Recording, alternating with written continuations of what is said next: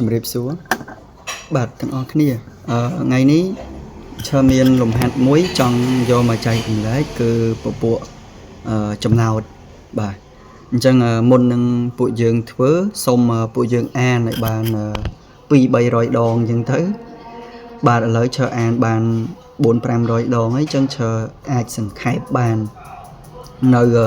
ở vậy để cái ao ok chân ngày ní ở vậy để cái ao bộ dương cứ area ao square nắng bên này tha tây cả là cả đấy cứ dương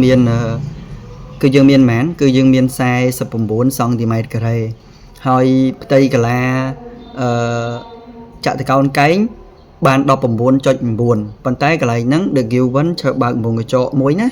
khi dương đọc 9 cho buồn nước mình men tây cả lá chặt từ con cánh tì cứ chia tây cả lá đây vía thông chiên cả đây miền này tha do tây cả lá cả đấy bột năng tây cả lá chặt từ con cánh tới việc khơi xây vậy và top máu được kêu vấn tí bay cứ ở đây thì cái prap tí bay nó bầm rap tí bay nó cứ cái prap và đói rồi bo chặt từ con cây nó cứ smile đỏ pìហើយសំណួររបស់គេបងប្អូនមើលទៅ find the breadth of the rectangle in centimeter មានន័យថាពួកយើងត្រូវរកទទឹងរបស់ចតុកោណកៃហ្នឹងគិតជាសង់ទីម៉ែត្រហើយត្រូវ correct វាទៅជា 2 decimal place អញ្ចឹងកុំឲ្យខាតពេលមុននឹងយើងចូលទៅដោះស្រាយឈើសុំរំលឹកមួយសិន review ចាទី1ឈើ review area of square s ថែម s ណាអញ្ចឹងពួកយើងដឹងអីការ៉េគឺវាមាន4ជ្រុងស្មើគ្នា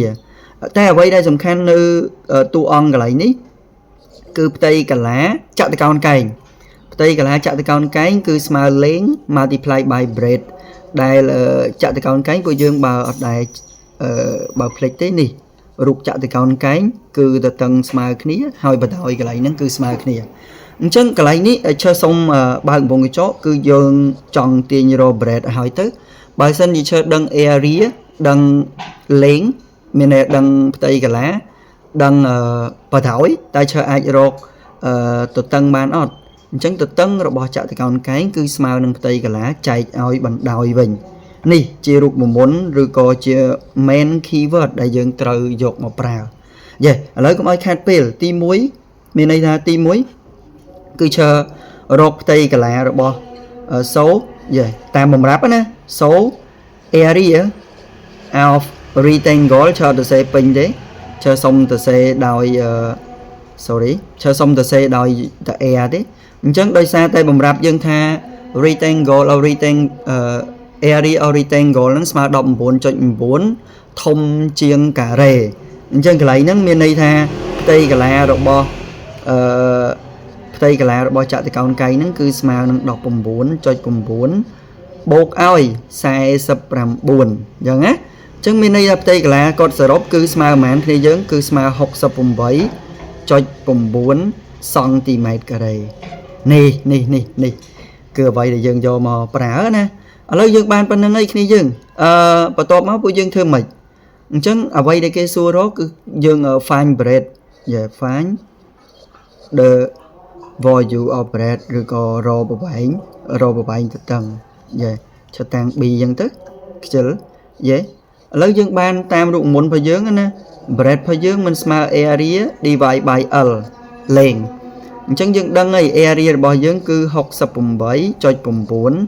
បន្ទាប់មកគឺយើងដឹងមួយទៀតនេះយើងមែនទេគឺយើងដឹង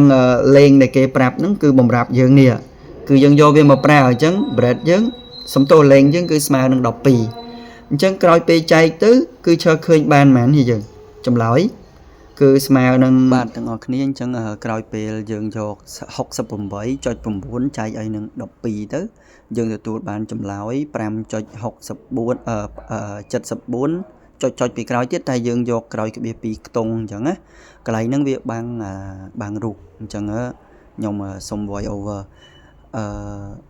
ញ្ចឹងពេលយើងចែកទៅឃើញប៉ុន្មានក៏ដោយយើងប្រកួតយក2ខ្ទង់ដោយសារតែប្រធានគេចង់បានអរគុណ